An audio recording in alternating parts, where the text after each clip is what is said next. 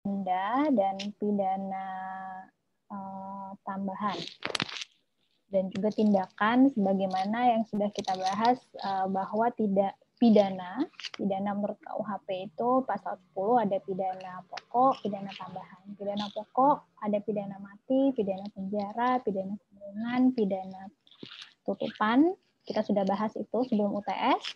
Kita sekarang mau melanjutkan pidana denda dan kemudian pidana tambahannya serta tindakan.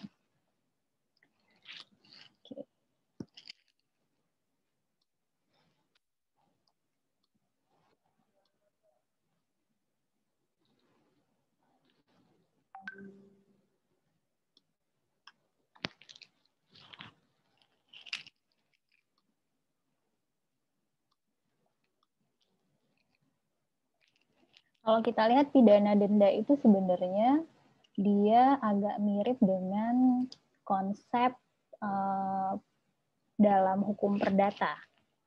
Ya kan, kalau Anda belajar hukum perdata, bentuk sanksinya dalam perdata itu apa biasanya? Ganti rugi, ya kan? Kalau dalam perdata, ketika misalnya ada kontrak, ada wan prestasi, kemudian ada orang yang dirugikan, kemudian bentuk sanksi yang diberikan itu adalah ganti kerugian, baik material ataupun imaterial. Nah, kalau kita lihat pidana denda dalam pidana juga basically dia mirip-mirip seperti ganti rugi karena masih berbentuk materi juga, sehingga memang akhirnya pidana denda ini dianggap ini sebenarnya sanksi pidana atau bukan sih, karena konsep pidana yang kita tahu itu dia filsafatnya adalah memberikan sanksi kenestapaan kepada orang sehingga dia bisa merenungkan apa yang sudah dia lakukan, sehingga keluarga korban, masyarakat merasa bahwa perbuatan tersebut sudah dibalas dengan dia dimasukkan ke penjara misalnya. Jadi memang yang ada dalam pikiran masyarakat tentang hukum pidana itu ya adalah sanksi pidana penjara, pidana badan, karena tingkat kenestapaannya dan tingkat stigma yang dimunculkan yang dianggap sebagai penjeraan lebih lanjut terhadap kriminal, terhadap orang yang melakukan tindak pidana itu jauh lebih tinggi ketika dia masuk penjara dibandingkan ketika hanya sekedar membayar denda. Nah, jadi dia kayak sebenarnya dianggap sebagai pengaburan dari hukum pidana, dari sanksi pidananya itu sendiri dengan konsep kenestapaannya itu. Karena pelakunya nggak ada di dalam lembaga pemasyarakatan, nggak ada di dalam penjara, tapi bayar denda terus selesai. Tindak pidananya dianggap dibayar dengan denda. Nah, namun dalam perkembangannya bahwa pidana denda itu dianggap sebagai alternatif dari pemberian sanksi pidana penjara, terutama untuk tindak pidana yang memang tidak terlalu berat.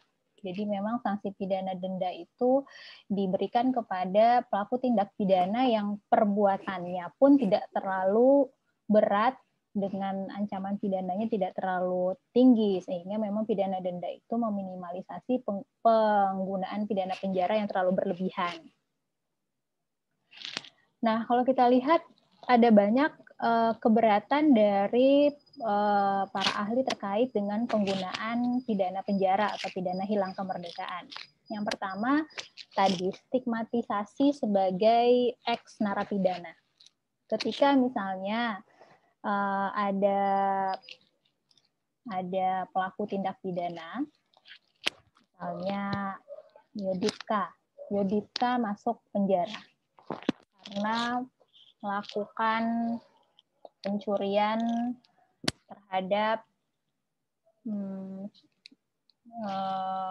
nggak terlalu berat, sendal di masjid mungkin, masuk penjara 1 bulan penjara karena ternyata Yoditka, kalau misalnya ada pilihan antara kalau ada pilihan antara masuk penjara 1 bulan dengan bayar denda 500.000, Anda lebih pilih mana, Yoditka? Lebih pidana denda, Bu. Kenapa? Karena mungkin lebih itu ya, rasanya lebih ringan. Pidana denda, Bu. Bisa 100.000 itu dibayarkan aja gitu kan. Bukan 100.000, 500.000 tadi saya bilang ya. Oh, Tetap 500.000 ya. tetap denda, tetap mau bayar denda aja. Iya, Bu. Lebih ringannya dalam pengertian seperti apa kira-kira dibandingkan dengan masuk penjara 1 bulan dengan bayar denda 500.000? Apa yang membuat Yuditka lebih merasa pidana Ini mungkin lebih ringan? mungkin karena ibaratnya kalau 500.000 kita kasih sekali, nanti kalau misalnya uang itu bisa digantikan dengan kita kan bebas, nggak ada tidak di apa ya, tidak ditahan kemerdekaan kita. Tapi kalau misalnya kita ditahan kemerdekaan kita, otomatis kan nggak bisa kita gantikan 500.000 itu, karena kita di dalam penjara gitu. Nggak mungkin kita gantikan 500.000. Itu mungkin. Ya. Jadi kalau kata Yudika, saya nggak ngerti digantikan, tapi intinya mungkin kayak gitu ya. Kalau misalnya 500.000 mungkin masih bisa dipinjam sama orang terus dibayar daripada harus masuk penjara yang sebenarnya nilainya nggak berharga, kemerdekaan itu tidak berharga gitu, maksudnya tidak bisa dinilai dengan uang. Jadi 500.000 atau 1 juta itu sebenarnya tidak menjadi ukuran apakah kemudian penjara 1 bulan itu bisa menggantikan itu gitu. Jadi mungkin lebih memilih kemerdekaannya tetap bisa merdeka, tapi membayar berapa sejumlah uang untuk mengganti kesalahan yang sudah dilakukan. Jadi karena memang stigma seseorang yang sudah masuk ke dalam penjara itu dianggap sebagai mantan narapidana, karena dia walaupun sebenarnya ketika dia dinyatakan terbukti bersalah melakukan pencurian, melanggar pasal 365, dipidana dengan 1 bulan penjara misalnya, atau dipidana dengan, karena nggak ada pilihannya, contohnya misalnya dipidana dengan 500.000, sebenarnya sama-sama mantan narapidana kan, terpidana kan itu dua-duanya.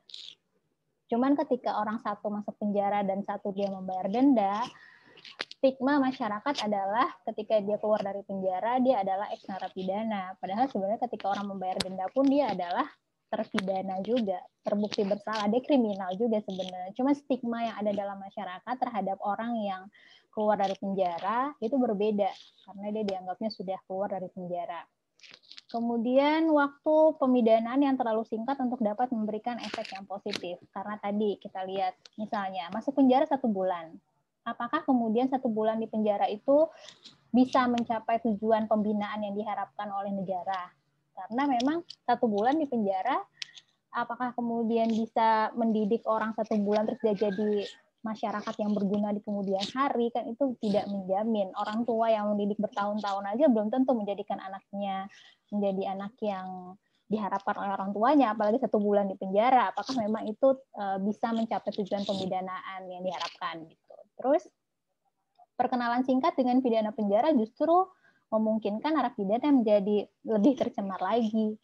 Kalau misalnya dia tadinya mencuri 1 sendal di masjid, besok-besok dia belajar sama pencuri yang lebih kelas kakap di penjara, mencuri kotak infak di masjid, habis itu dia keluar dari penjara.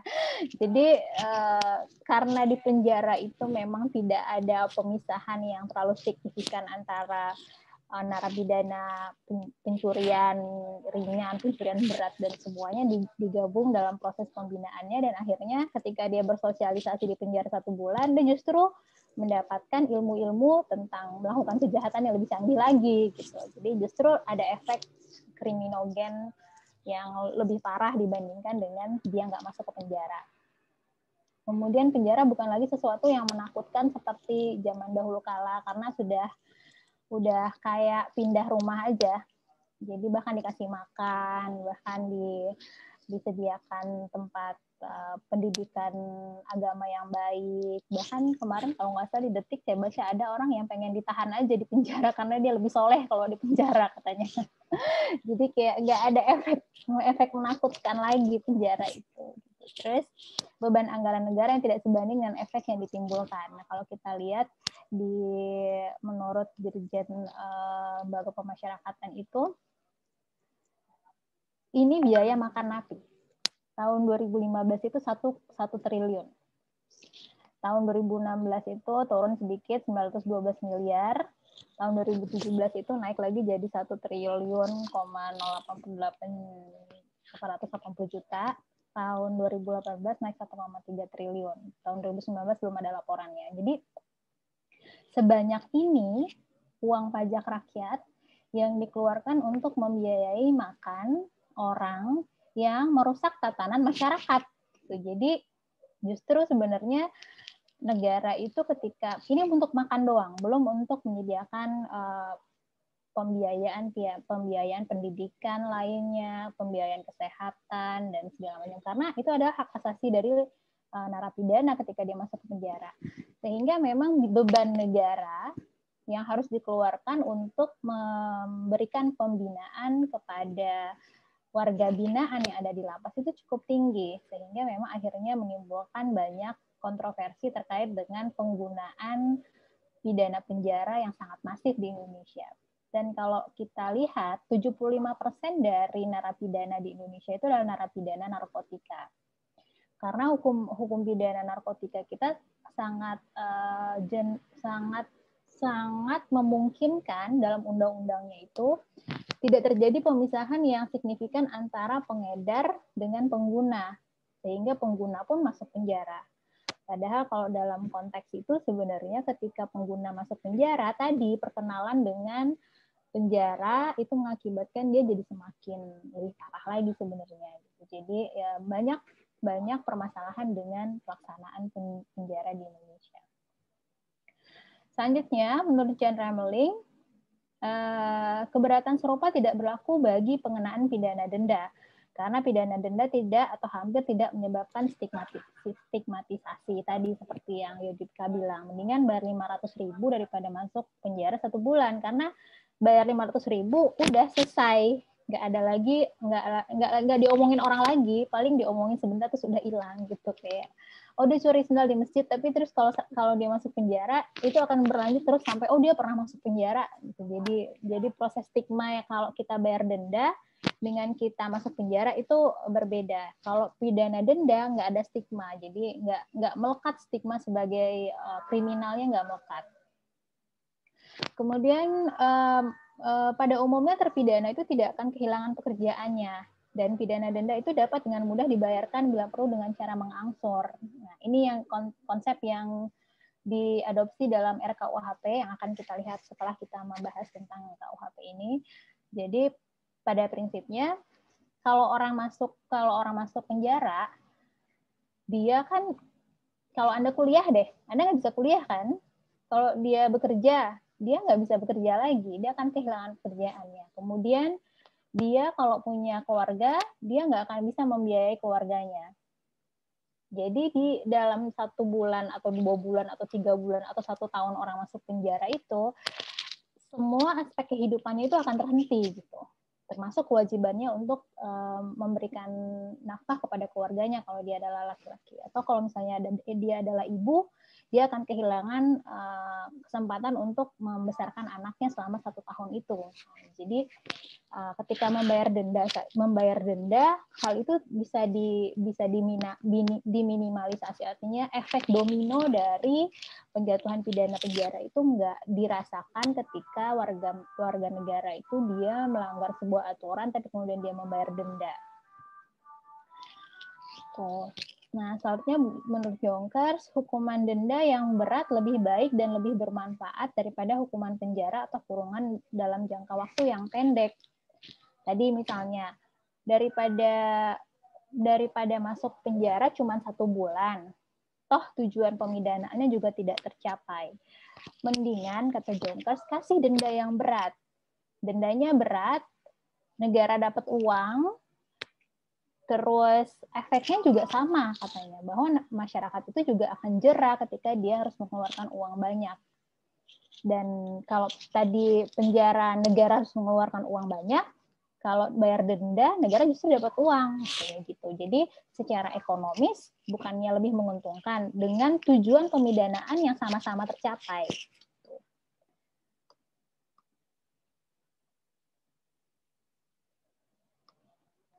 Selanjutnya kalau kita lihat lagi keistimewaan dari pidana denda itu dia bisa diancamkan kepada korporasi. Kalau kita ngomongin tentang KUHP, memang KUHP tidak menerima korporasi sebagai subjek hukumnya, tapi kalau kita berbicara tentang hukum pidana khusus, korporasi sudah diterima sebagai subjek hukum dalam hukum pidana di Indonesia. Jadi dengan adanya sanksi pidana, maka dimungkinkan untuk menjatuhkan pidana denda itu kepada subjek hukum yang bukan manusia atau korporasi tadi. Sementara kalau penjara kan ya pastinya hanya manusia, natural person aja yang bisa masuk penjara. Kalau korporasi kan nggak bisa.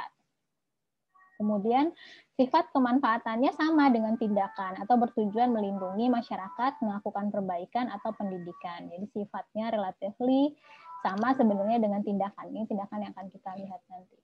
Kemudian pidana denda dapat bergeser ke arah sanksi berupa ganti rugi atau uang pengganti ataupun uang perdamaian. Ini mirip seperti ganti rugi kalau misal uang pengganti dalam tindak pidana korupsi misalnya.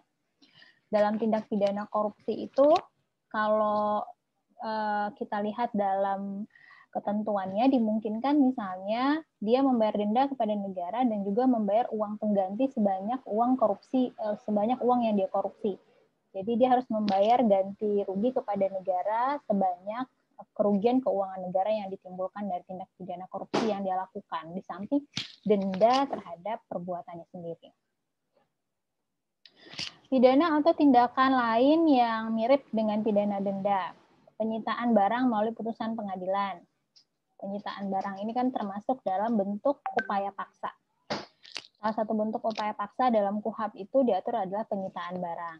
Penyitaan barang juga mirip seperti denda tapi bukan denda. Karena kalau penyitaan barang pada prinsipnya harus dikembalikan ketika misalnya ada putusan hakim untuk mengembalikan. Atau bisa juga setelah disita dirampas untuk negara, itu dimungkinkan. Selanjutnya adalah gugatan in rem secara perdata oleh negara. Nah, dalam konteks misalnya sebuah korporasi melakukan tindak pidana pencemaran lingkungan hidup, pencemaran lingkungan. Dalam konteks pidana, dia harus membayar denda kepada negara, dan dalam konteks perdata, Kementerian Lingkungan Hidup juga bisa menggugat dia secara perdata. Jadi dimungkinkan seperti itu, berjalan berbarengan, perdatanya jalan dengan lembaga negara yang terkait melakukan gugatan, dan kemudian proses pidananya juga berjalan. Atau pembayaran ganti kerugian. Ganti kerugian dalam konteks hukum pidana diatur dalam pasal 98 KUHP, yang mana kalau misalnya bisa uangnya dicuri oleh seorang pencuri. Dalam hal ini tindakan tersebut diambil alih oleh negara, cuman kemudian bisa sebagai korban bisa meminta kepada penuntut umum untuk menggabungkan gugatan perdata bisa atas kerugian material dari pencurian tersebut dengan kasus pidananya. Jadi digabungkan kasus perdatanya dengan kasus pidana sehingga nanti putusan hakimnya adalah juga memasukkan ganti kerugian yang diminta oleh korban. Kemudian kewajiban penarikan barang dari peredaran, kalau misalnya terkait dengan perusahaan yang melakukan misalnya barang-barang yang tidak sesuai dengan standar nasional, misalnya harus ditarik. Perintah penghentian kegiatan tertentu yang menimbulkan kerugian material, baik bagi negara ataupun bagi masyarakat secara luas. Baik, sekarang kita lihat pidana denda. Pidana denda ini diatur dalam pasal 30 KUHP. Bisa tolong dibacain. Nisa, pasal 30 KUHP, Nisa, punya KUHP nggak di dekatnya? Ini aja nih, punya saya aja nih. Kelihatan nggak?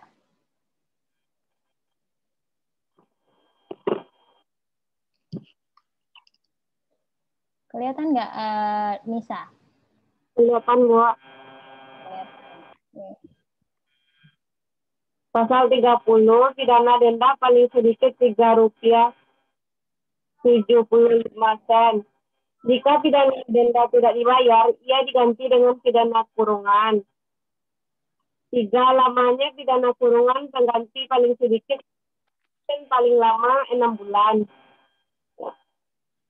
Ayat 4 dalam putusan hakim, lamanya pidana kurungan pengganti pengganti ditetapkan demikian. Jika pidana dendanya Rp7.50 atau kurang, dihitung 1 hari. Jika lebih dari Rp7.50, tiap-tiap Rp7.50 dihitung paling banyak 1 hari. Demikian pula sisanya yang tidak cukup Rp7.50. Stop dulu sampai di situ. Coba tolong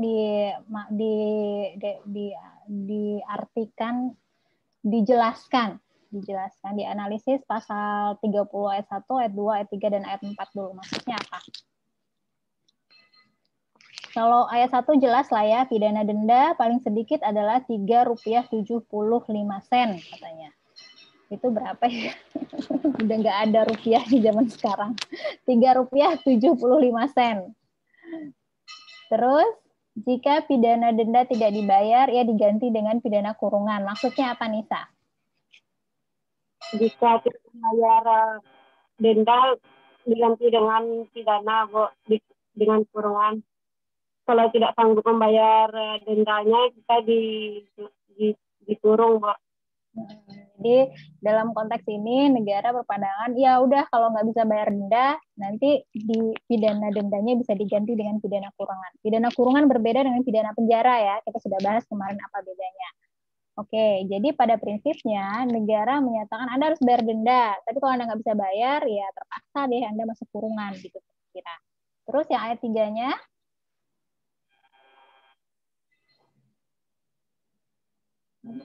ayat 3-nya Nisa? Ya, Bu.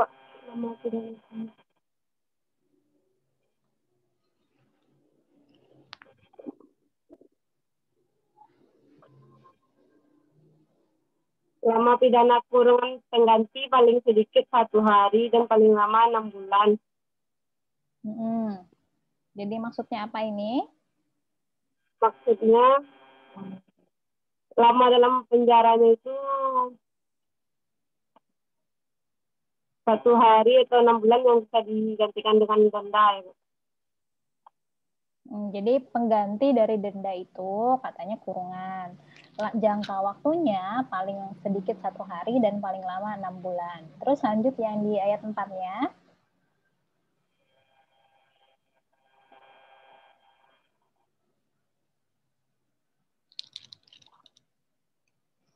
Yang di ayat 4 ini apa nih maksudnya nih?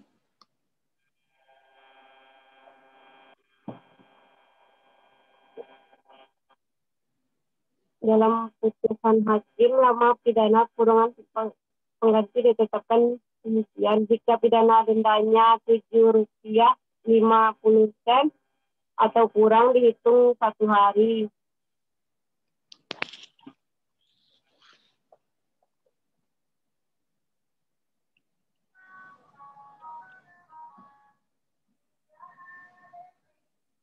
Terus? Jika lebih dari Rp7.50, tiap Rp7.50 dihitung paling banyak 1 hari. Demikian pula sisanya yang tidak cukup. Jadi maksudnya apa ini? Kalau Nisa jadi hakim, bagaimana Nisa mengaplikasikan pasal 30 ayat 4 ini?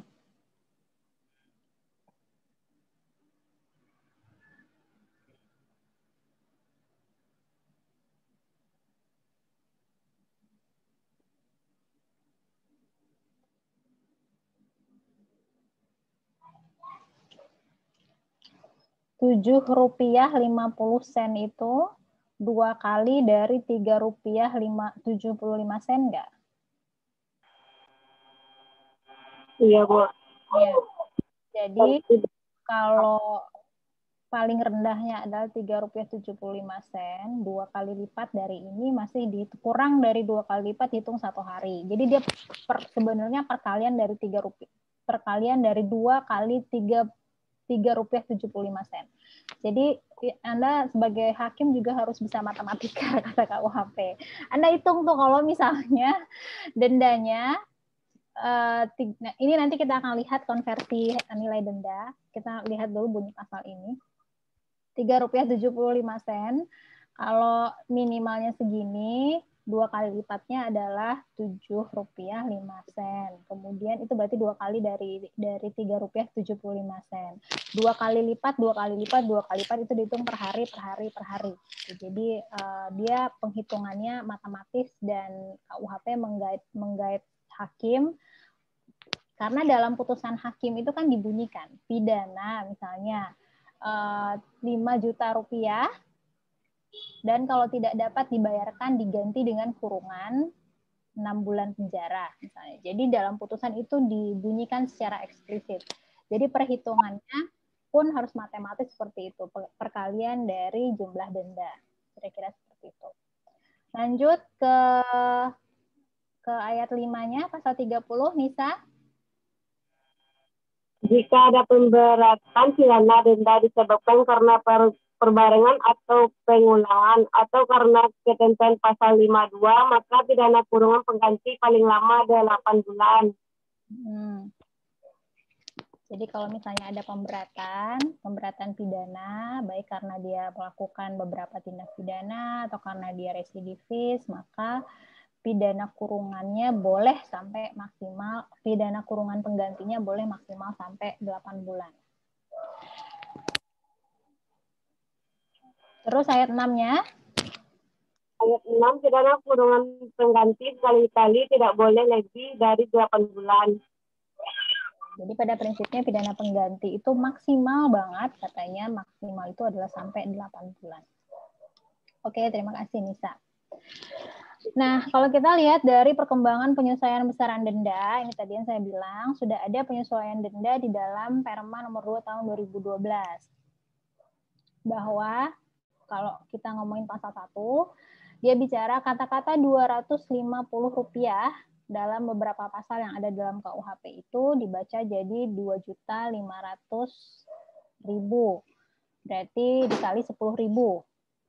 Sedangkan kalau di pasal 3 disebutkan bahwa tiap jumlah maksimum hukuman denda yang diancamkan dalam KUHP, kecuali beberapa pasal, dilipat gandakan menjadi 1.000 kali. Jadi pada prinsipnya, ketentuan yang ada di dalam KUHP itu ada yang dikali 10.000, ada yang dikali 1.000.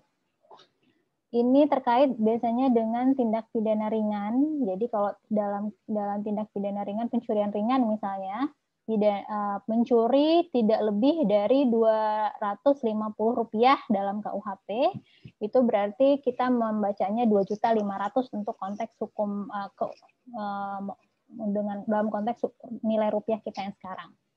Atau contohnya menurut pasal 351 ayat 1 KUHP, penganiayaan itu diancam dengan pidana penjara paling lama 2 tahun 8 bulan atau pidana denda paling banyak 4.500. Kalau 4.500, kalau kita mengacu ke tadi pasal 3, disebutkan di situ jumlah maksimum hukuman denda yang diancamkan dalam KUHP. Jadi jumlah maksimum hukuman denda 351 itu menyebutkan maksimum hukuman dendanya adalah 4.500, maka dikali 1.000 dia menjadi 4.500.000. Jadi kalau Anda baca KUHP, Anda harus jeli melihatnya apakah ini yang dikali 1.000 atau dikali 10.000. Kalau untuk ancaman maksimum denda dikali 1.000. Jadi dikali 4.000, jadi misalnya 4.500 berarti jadi 4.500. Kalau yang 2.500 itu dikali 10.000, jadi 2.500.000. Oke, itu denda. Selanjutnya kita lihat pencabutan pidana tambahan.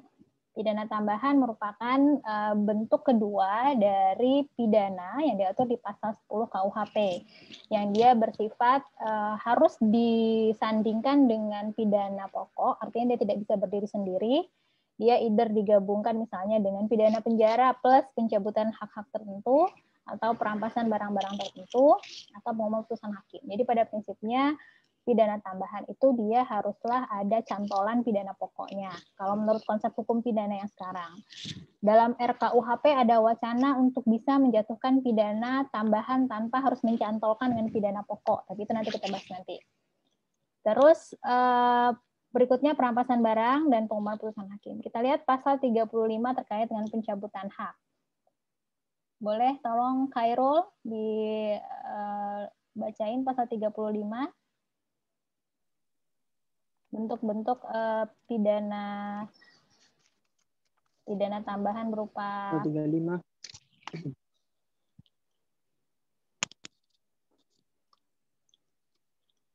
Pasal 35. 1. Hak-hak terdana yang dari putusan hakim dapat dicabut dalam hal yang ditentukan dalam kitab undang-undang ini atau dalam aturan umumnya ialah: yang pertama, hak memegang jabatan pada umumnya atau jabatan tertentu. Kedua, hak memasuki angkatan bersenjata. 3. Hak memilih dan dipilih dalam pemilihan diadakan berdasarkan aturan-aturan umum. 4. Hak menjadi penasehat, attachment, atau pengurus menurut hukum. Hak jadi wali pengawas, pengampu, atau pengampu pengawas atas orang-orang yang bukan anak sendiri. 5. Hak menjalankan kekuasaan bapak, menjalankan balian atau pengampuan atas anak sendiri. 6. Hak menjalankan pencarian yang tertentu. Ayat 2-nya, hakim tidak berwenang memecat seorang pejabat dari jabatannya jika dalam aturan khusus ditentukan penguasaan untuk pencatatan itu. Oke, bisa tolong dijelaskan, Irol, terkait dengan pasal 35 ini?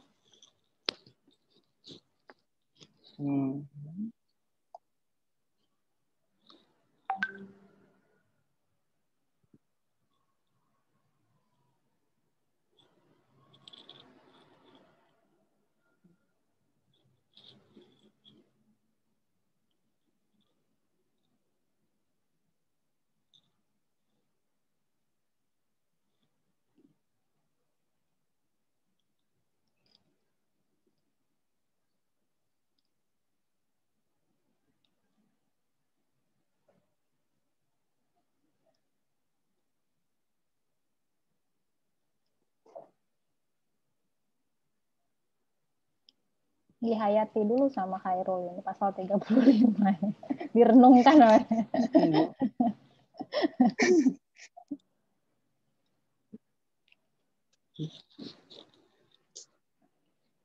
Apa maksudnya pasal 35 ini, Khairul?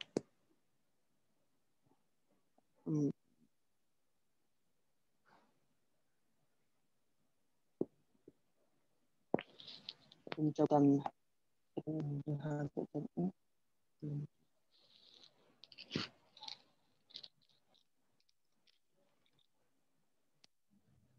tahu, Bu. Udah lama-lama kita tungguin terus nggak tahu. Kirain bakalan mantap jawabannya setelah direnungan lama-lama. Coba Herlin bisa ini nggak? Kadang-kadang Herlin ini suaranya suka nggak jelas. Herlin bisa coba? Bisa, Bu, bisa dengar. Nah, oke. Bisa dijelaskan pasal 35 ini kira-kira maksudnya apa?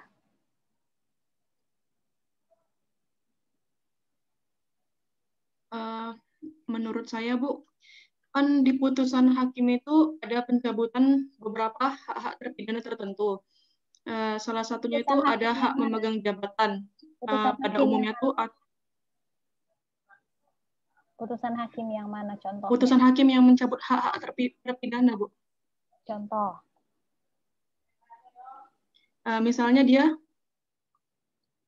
tidak boleh memasuki angkatan bersenjata.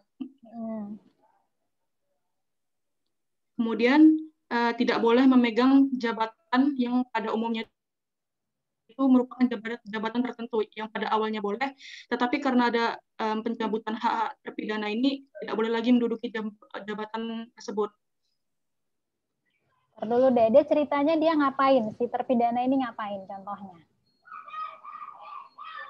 Misalnya melakukan pembunuhan, Bu. Tanya dia melakukan pembunuhan. Oke, terus sebagai jaksa didakwa dengan pasal 388 dan kemudian diputuskan oleh hakimnya apa? Misalnya dia seorang tentara, misalnya, Bu, yang melakukan pembunuhan ini, misalnya kan. Kemudian hakim memberikan putusan pencabutan hak terpidananya itu, dia tidak boleh lagi memasuki angkatan bersenjata, Bu. Kalau memasuki angkatan bersenjata berarti dia udah masuk atau belum? Belum. Belum kan? Jadi dia tadi ceritanya membunuh. Belum, Bu. Terus habis gitu Iya, terbukti membunuh. bersalah melakukan pembunuhan, memenuhi unsur-unsur pasal 388, dipidana dengan 10 tahun penjara dan pidana tambahan berupa. Nah, salah satunya ini, contohnya misalnya tadi pencabutan hak untuk memasuki angkatan bersenjata misalnya. Gitu. Jadi ini adalah pidana tambahan yang diucapkan oleh hakim, diberikan oleh hakim kepada seorang terpidana untuk menambahkan pidana pokok yang diberikan oleh hakim. Jadi tadi masuk ke angkatan bersenjata, atau dia dilarang untuk memegang jabatan tertentu, atau misalnya hak untuk dipilih, berarti ini hak politiknya dicabut, misalnya terpidana korupsi. Terpidana korupsi terbukti bersalah melanggar pasal 2 Undang-Undang Tindak Pidana Korupsi, dan kemudian dia dipidana dengan 15 tahun penjara dan dicabut hak politiknya karena misalnya dia anggota DPR misalnya, sehingga kemudian dicabut hak politiknya untuk tidak bisa lagi mencalonkan diri di dalam pemilihan-pemilihan selanjutnya. Itu contohnya. Atau hak menjalankan kekuasaan Bapak, menjalankan perwalian atau pengampuan atas anak sendiri. Misalnya, si Bapak ini melakukan pemerkosaan terhadap anaknya, kemudian terbukti bersalah, dan kemudian dia dipidana penjara dan dicabut haknya dalam menjadi wali dari anaknya, dalam pengertian tidak bisa lagi mengurus anaknya tersebut. Karena ya cukup masuk akal ketika hakim menjatuhkan pidana tambahannya adalah ini, karena memang dia yang memperkosa anaknya. Gitu. Atau hak menjalankan mata pencaharian tertentu, misalnya tadi dia adalah seorang mucikari misalnya. Mucikari itu apa sih bahasanya sekarang, mucikari? Mucikari juga kan, Anda tahu nggak sih mucikari? Tahu kan ya, itu kan bahasa zaman sekarang masih ngerti kan? Apa namanya istilahnya sekarang? Ya mucikari lah ya, mami-mami yang perantara gitu. Perantara PSK itu kan, yaitu ya terus dia dicabut haknya untuk menjalankan misalnya pekerjaan sosial yang berkaitan dengan perempuan, this kind of thing. Jadi pada prinsipnya jadi yang kita bahas ini pencabutan hak-hak tertentu sebagaimana diatur pasal 35 ini adalah pidana tambahan yang ditambahkan dalam putusan hakim. Jadi kalau Anda nanti jadi hakim, ini adalah pidana tambahan yang bisa ditambahkan dalam putusan hakim yang di dalamnya ada pidana pokoknya dulu. Pidana pokoknya apa, dan kemudian ditambahkan pencabutan hak-hak tertentu. Gitu. Selanjutnya pasal 36. Pasal 36 ini mengatur tentang, dibaca aja deh. Fajar, coba Fajar. 36 ya, Bu? Iya. Pasal 36, hak memegang jabatan pada umumnya atau jabatan tertentu dan hak memasuki angkatan bersenjata, kecuali dalam hal yang diterangkan dalam buku kedua, dapat dicabut dalam hal pemidanaan karena kejahatan jabatan atau kejahatan yang melanggar kewajiban khusus sesuatu jabatan, atau karena memakai kekuasaan, kesempatan, atau sarana yang diberikan pada terpidana karena jabatannya. Nah, kira-kira maksudnya apa tuh, Fajar?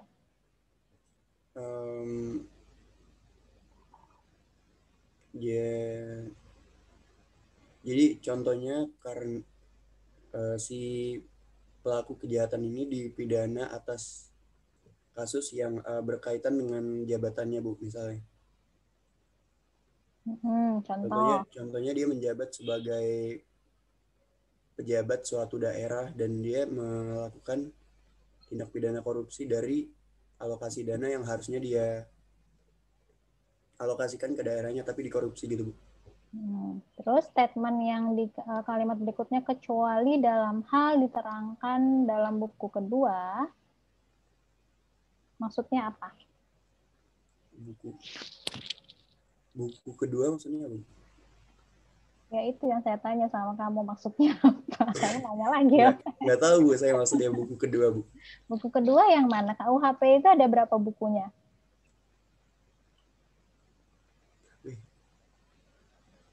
Lupa, Bu, saya, Bu, ada berapa? Ya, kita lihat ya. KUHP. Kamu nggak punya KUHP ya dekat kamu ya?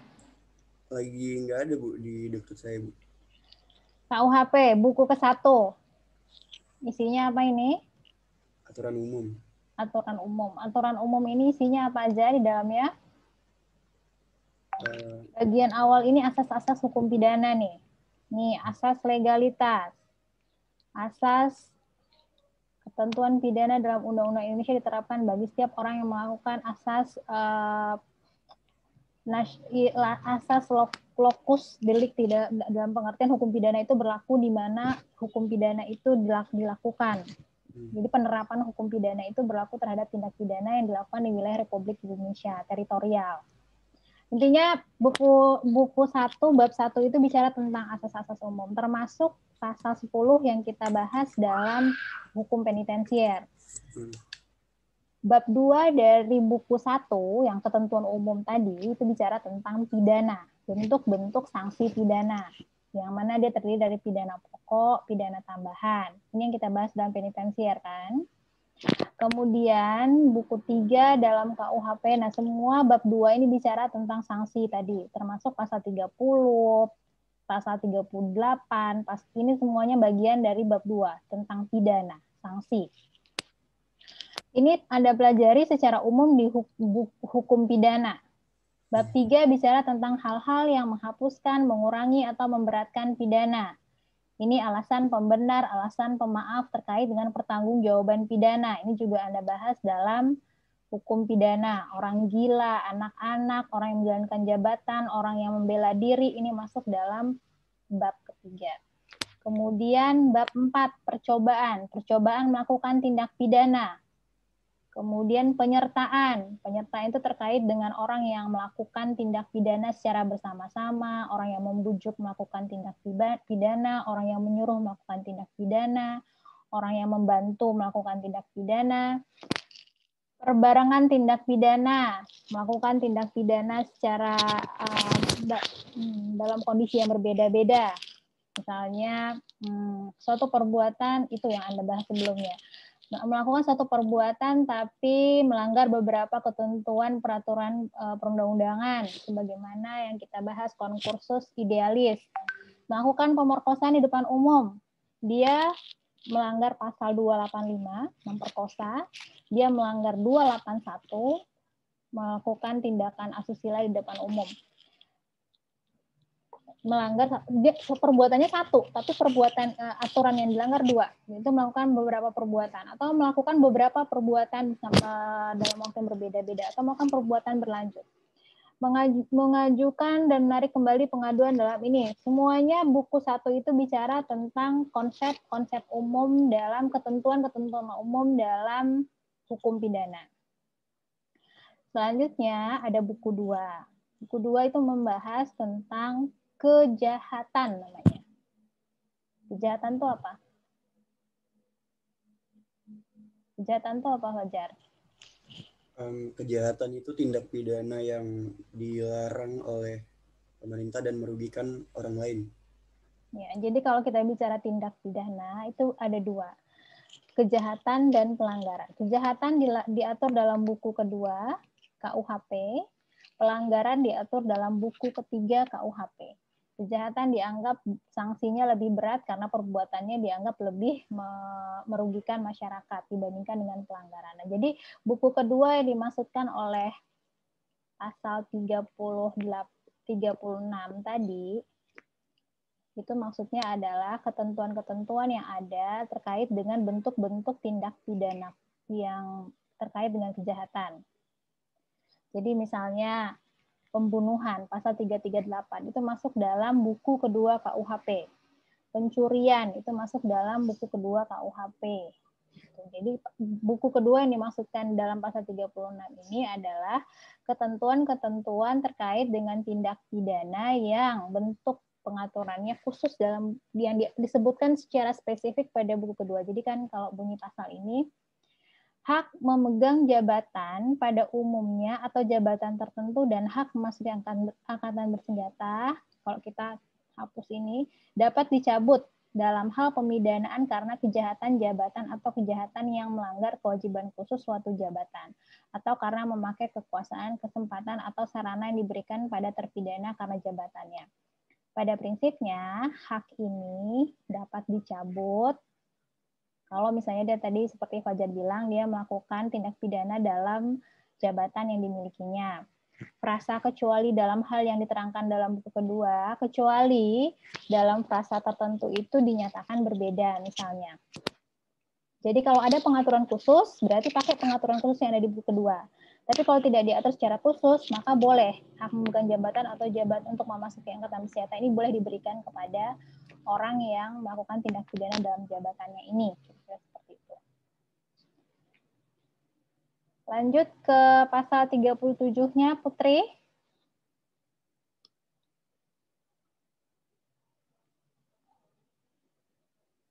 Di-unmute dulu, Put. Iya, Bu. Pasal 37 kan, Bu? Ya. Ayat 1, kekuasaan Bapak, kekuasaan wali, wali pengawas, pengampu, dan pengampu pengawas, baik atas anak sendiri maupun atas orang lain, dapat dicabut dalam hal pemidanaan. Yang pertama, orang tua atau wali yang dengan sengaja melakukan kejahatan bersama-sama dengan anak yang belum dewasa, yang ada di bawah kekuasaannya. Yang kedua, orang tua atau wali terhadap anak yang belum dewasa, yang ada di bawah kekuasaannya. Melakukan kejahatan yang tersebut dalam bab 13, bab 14, bab 15, 16, 18, dan 20 buku kedua. Ayat kedua, pencabutan tersebut dalam ayat 1 tidak boleh dilakukan oleh hakim pidana terhadap orang-orang yang baginya diterapkan Undang-Undang Hukum Perdata tentang pencabutan kekuasaan orang tua, kekuasaan wali, dan kekuasaan pengampu. Boleh dijelaskan maksudnya pasal 37?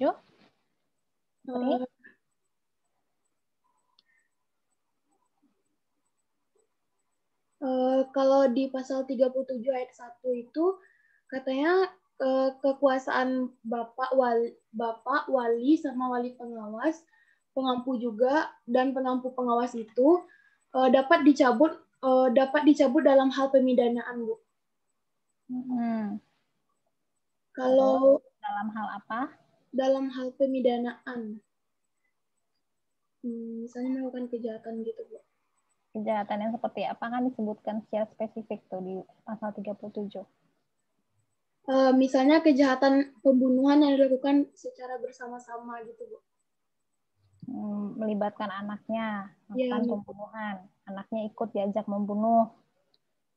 Oke, terus kalau menurut ini butir 2-nya?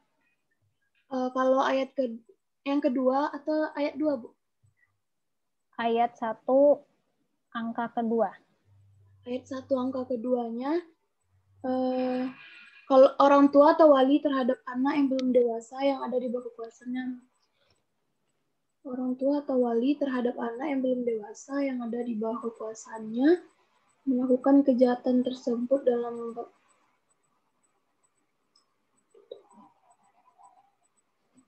Coba lihat bab 13 buku kedua itu tentang apa itu?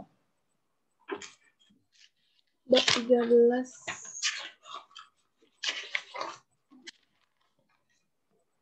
Bab 13 buku kedua bab 13. Di sini tentang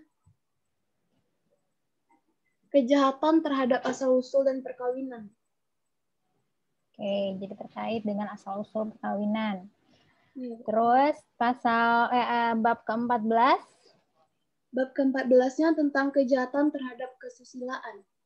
Terhadap kesusilaan. Ke-15. Meninggalkan orang yang perlu ditolong. Oke, terus pasal bab ke-18. Kejahatan terhadap kemerdekaan orang.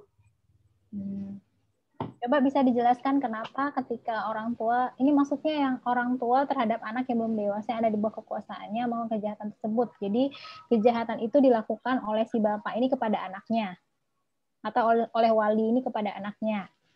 Kenapa ketika misalnya tadi pasal hilang kemerdekaan tadi misalnya, kenapa kemudian hak kekuasaannya bisa dicabut oleh hakim? Menghilang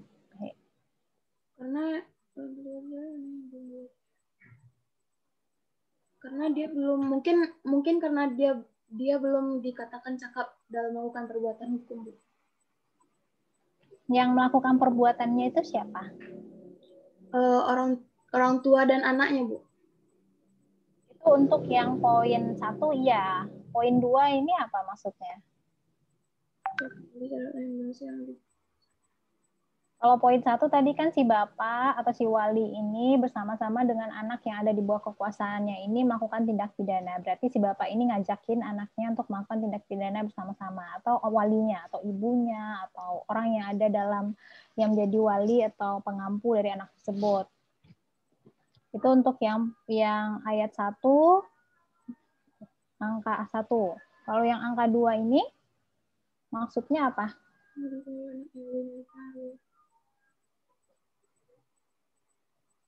Oh, mungkin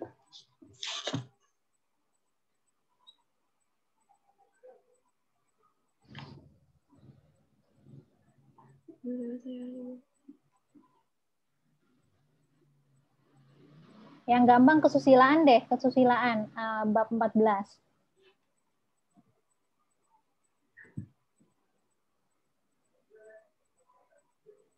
Oh, mungkin orang tua dan anaknya yang melakukan kejahatan tersebut. Kalau dalam angka kedua ini, si wali melakukan tindak pidana itu terhadap anak yang ada di bawah kekuasaannya. Jadi anak ini jadi korban justru. Jadi korban. Kalau misalnya tadi terkait dengan kesusilaan, misalnya anaknya digeranyangin, atau anaknya diperkosa, sehingga hilanglah hak dia untuk menjadi wali atau jadi kuasa dari anak tersebut bersama dengan perbuatannya terbukti itu. Jadi hakim menjatuhkan pidana pokok plus pencabutan hak-haknya tersebut. Jadi kira-kira gitu. Jadi either dia mengajak anak melakukan tindak pidana bersama-sama, atau dia melakukan tindak pidana itu terhadap anak itu, anak yang ada di bawah kekuasaannya, maka bisa dicabut haknya. Lanjut pasal 38-nya sekalian put.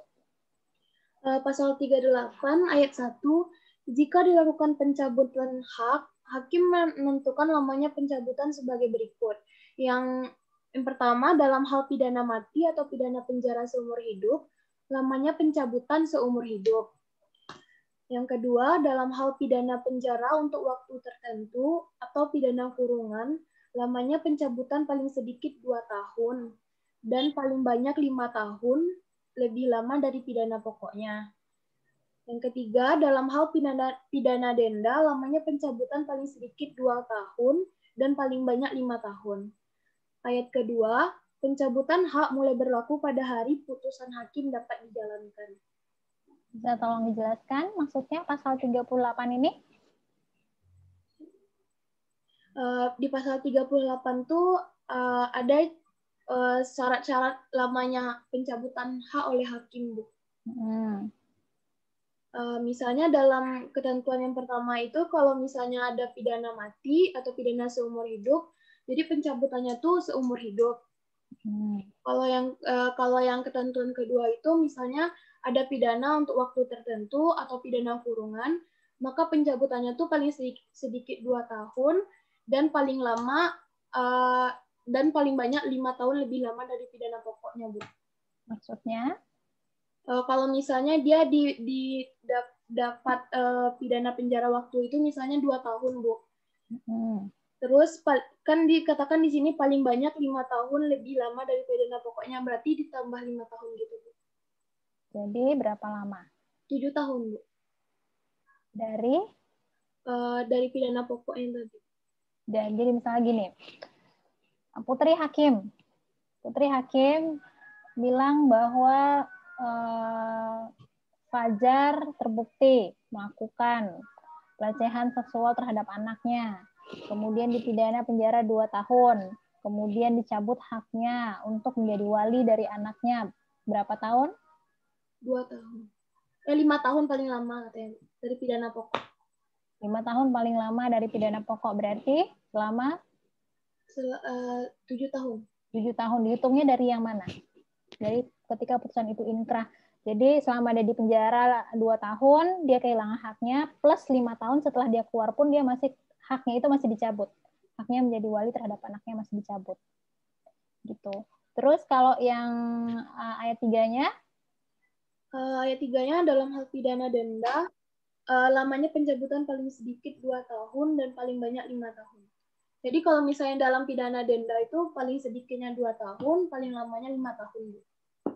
Jadi kalau misalnya pidananya adalah denda, maka tidak dihitung berdasarkan lamanya pidana pokok seperti penjara tadi.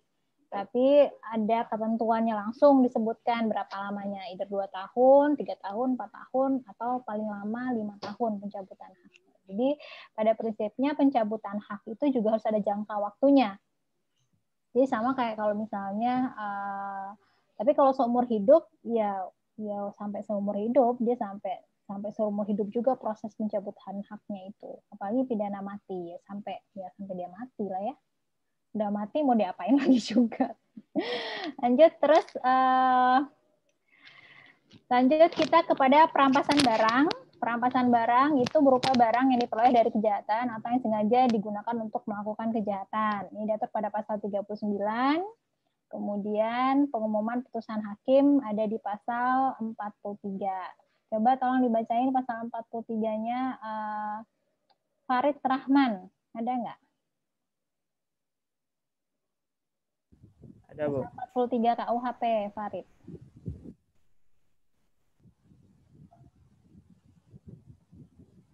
Pasal ini dulu deh, 39 dulu deh terkait dengan perampasan barang. 39 dulu, Farid. Pasal 39 ayat 1. Barang-barang kepunyaan terpidana yang diperoleh dari kejahatan atau yang sengaja dipergunakan untuk melakukan kejahatan dapat dirampas. Ayat 2. Dalam hal pemidanaan karena kejahatan yang tidak dilakukan dengan sengaja atau karena pelanggaran, dapat juga dijatuhkan putusan perampasan berdasarkan hal-hal yang ditentukan dalam undang-undang. Ayat 3. Perampasan dapat dilakukan terhadap orang yang bersalah dan diserahkan kepada pemerintah, tetapi hanya atas barang-barang yang telah disita. Bisa dijelaskan maksudnya, Farid, pasal 39 ini? Pasal 39 ayat 1 itu maksudnya yang disita itu barang yang digunakan saat melakukan kejahatan. Barang-barang yang dirampas. Ya. Perampasan barang-barang itu barang-barang yang digunakan untuk kejahatan. Contohnya apa? Misalkan melakukan pembunuhan, yang dirampas pisau atau pistol yang digunakan saat melakukan pembunuhannya. Atau pisaunya. Kalau yang diperoleh dari kejahatan, kan ada 2 frase nih, yang diperoleh dari kejahatan atau yang sengaja dipergunakan untuk melakukan kejahatan. Kalau yang diperoleh dari kejahatan, contohnya apa? Contohnya misalkan ngambil uang dari korbannya, terus dirampas. Jadi dia dirampas atau bisa dikembalikan kepada korban. Nanti tergantung bunyi amar putusan hakimnya. Lanjut ke ayat 2-nya. Ayat 2-nya.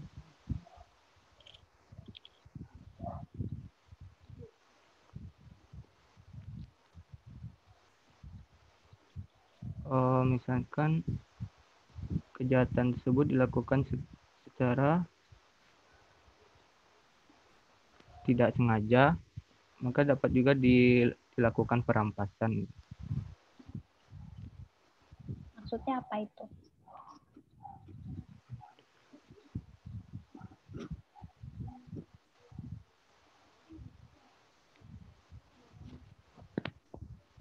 Contohnya maksudnya misalnya menabrak seseorang, Bu, di jalan. Terus bisa disita motornya. Kalau tidak memiliki SIM atau STNK, ya, Bu. undang-undang yang ditentukan secara khusus, itu berarti dalam undang-undang lalu lintas misalnya ya. Oke. Baik, itu terkait dengan perampasan barang. Kalau yang pasal 40 sekalian dibacain Farid. Pasal 40, jika seorang di bawah umur 16 tahun mempunyai, memasukkan atau mengangkut barang-barang dengan melanggar aturan-aturan mengenai penghasilan dan persewaan negara, aturan-aturan mengenai pengawasan pelayaran di bagian-bagian Indonesia yang tertentu, atau aturan-aturan mengenai larangan memasukkan, mengeluarkan, dan meneruskan pengangkutan barang-barang, maka hakim dapat menjatuhkan pidana perampasan atas barang-barang itu, juga dalam yang bersalah diserahkan kembali kepada orang tuanya, walinya, atau pemeliharanya tanpa dipidana apapun. Oke, pasal 40 ini nanti akan kita bahas dalam sistem peradilan pidana anak, yang mana tindakannya nanti diatur secara khusus. Lanjut 41. Pasal 41 ayat 1, perampasan atas barang-barang yang tidak disita sebelumnya diganti menjadi pidana kurungan apabila barang-barang itu tidak diserahkan atau harganya menurut taksiran dalam putusan hakim tidak dibayar. Ayat 2, pidana kurungan pengganti ini paling sedikit 1 hari dan paling lama 6 bulan. Ayat 3, lamanya pidana kurungan pengganti ini dalam putusan hakim ditentukan sebagai berikut. Rp7.50 atau kurang dihitung 1 hari, jika lebih dan Rp7.50, tiap-tiap Rp7.50 dihitung paling banyak 1 hari, demikian pula sisanya yang tidak cukup Rp7.50. Ayat 4, pasal 31 diterapkan bagi pidana kurungan pengganti ini. Ayat 5, jika barang-barang yang dirampas diserahkan, pidana kurungan pengganti ini juga dihapus. Oke, bisa diterangkan ayat satunya dulu. Yang ayat satunya, jika tidak ada barang-barang yang dirampas, maka diganti dengan pidana kurungan.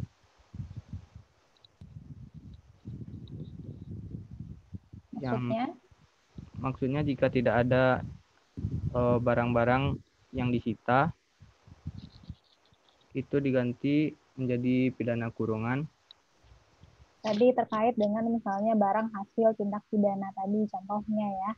Ternyata udah nggak ada barangnya, berarti katanya diganti dengan pidana kurungan.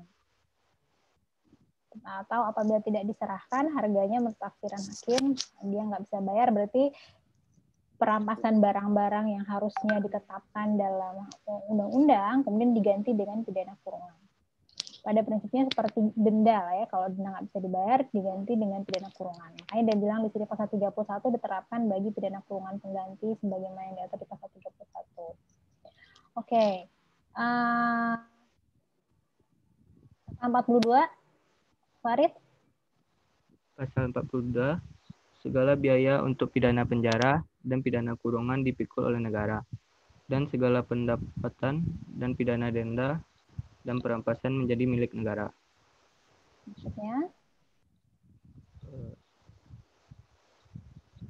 Maksudnya itu biaya untuk dana diberikan kepada negara, dan segala barang yang dirampas dari tindakan kejahatan tersebut menjadi milik negara. Oke, jadi kalau pasal 42 ini menjelaskan kepada warga bahwa sebenarnya kalau pidana penjara, pidana kurungan itu biayanya ditanggung oleh negara. Jadi nggak terpidana nggak bayar sendiri. Jadi kalau masuk penjara terus dia harus bayar uang makannya, uang apanya enggak, tapi dipikul oleh negara.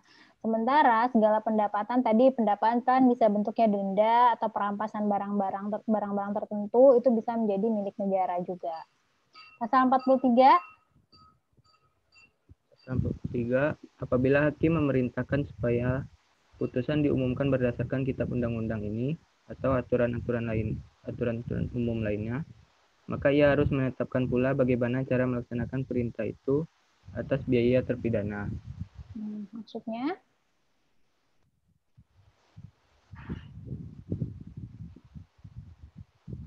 Ini udah masuk dalam pengumuman putusan hakim, bentuk pidana tambahan yang ketiga. Maksudnya apa itu yang pasal 43 ini? Jadi kan katanya salah satu pidana tambahan yang bisa dijatuhkan oleh hakim itu adalah pengumuman putusan hakim. Jadi di samping pidana pokok misalnya pidana penjara 10 tahun dan membayar denda 500 juta misalnya. Ditambah dengan pengumuman putusan hakim yang diumumkan di misalnya 2 televisi nasional dan kemudian disebutkan di sini biayanya atas biaya dari terpidana. Jadi yang menanggung biaya untuk pengumuman putusan hakim di 2 TV nasional tersebut adalah atas biaya terpidana. Biasanya adalah tindak pidana ekonomi terkait dengan korporasi atau pengusaha. Jadi terkait dengan nama baik dari si pelaku tindak pidana ekonomi yang kemudian harus diumumkan sehingga orang tahu bahwa dia adalah pelaku tindak pidana, sehingga efek jerahnya jauh lebih besar dibandingkan dengan hanya sekedar sanksi pidana penjara atau denda. Kira-kira seperti itu. Baik, yang terakhir kita mau membahas tentang tindakan. Jadi di samping tadi pidana pokok, pidana tambahan, juga ada tindakan atau material yang diatur dalam KUHP dan undang-undang khusus. Dia juga merupakan sanksi pidana yang biasanya diikutkan kepada pidana pokok, bisa berbentuk bermacam-macam, dan tujuannya bersifat menolong terpidana. Misalnya dia dimasukkan ke rumah sakit jiwa, atau dia kalau misalnya dia adalah terpidana narkotika, misalnya dia direhabilitasi medis, misalnya sampai dia tidak lagi menjadi pencandu. Nah, khusus untuk anak-anak ada ketentuan terkait dengan tindakan yang bisa diberikan oleh hakim kalau nanti Anda jadi hakim untuk terpidana anak, yaitu diatur di pasal 82 sampai 83 Undang-Undang Nomor 11 Tahun 2012 tentang Sistem Peradilan Pidana Anak. Bisa tolong dibacain Yodipka, pasal 82 Undang-Undang Nomor 11 Tahun 2012 tentang Sistem Peradilan Pidana Anak terkait dengan tindakan-tindakan yang bisa diberikan kepada anak bersamaan dengan pidana yang diberikan. Kalau diberikan pidana. Pasal 82 dulu. Baik. Pasal 82 ayat 1, tindakan yang dapat dikenakan kepada anak meliputi A. Pengembalian kepada orang tua atau wali, B. Penyerahan kepada seseorang, C. Perawatan di rumah sakit jiwa, D. Perawatan di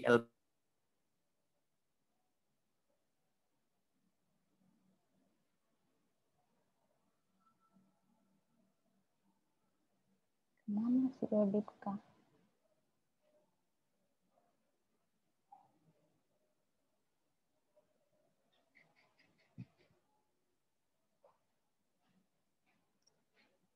Halo Yodipka?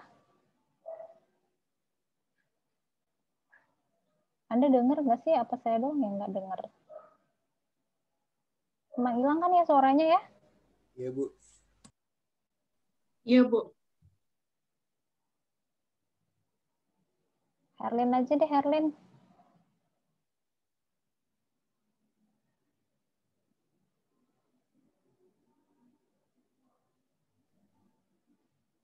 Pasal 82, Bu. Ya. Ayat 1, tindakan yang dapat dikenakan kepada anak meliputi pertama, pengembalian kepada orang tua atau wali. Kedua, penyerahan kepada seseorang. Yang ketiga, perawatan di rumah sakit jiwa. Yang keempat, perawatan di LPKS. Yang kelima, kewajiban mengikuti pendidikan formal atau pelatihan yang diadakan oleh pemerintah atau badan swasta. Kemudian pencabutan surat izin mengemudi, serta perbaikan akibat tindak pidana. Kemudian yang ayat 2, tindakan sebagaimana di...